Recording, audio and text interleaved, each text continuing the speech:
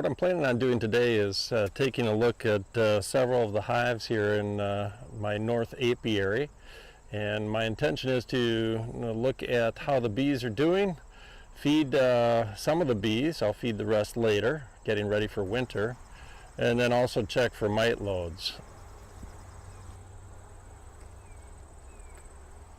So that's 100% honey, all capped on both sides. So what the bees do, like down here, you can still see that there's still nectar in there.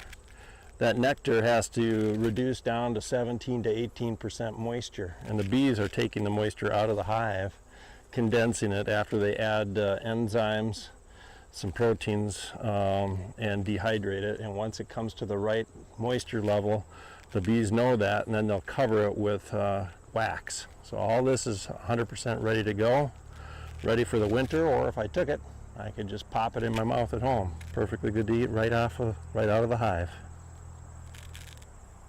Bees need to be treated for varroa mites going into the fall such that they're healthy colonies. And so I use two different compounds. Both of them are natural. One is used with thymol and the other one is oxalic acid or formic acid based.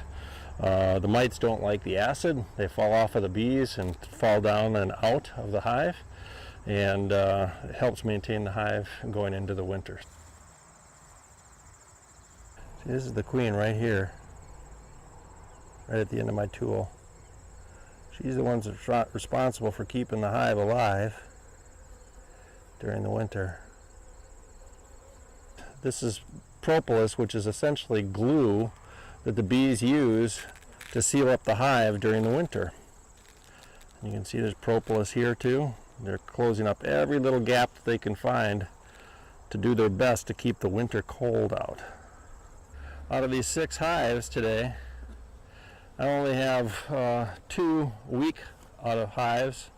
I've reduced them down so there's only 1 box to keep warm, and both of them need additional nectar sources to make it through the winter. So it's important I feed these 2 for sure, but I'll end up feeding all 6 of them going into late fall, and see how they do through the winter.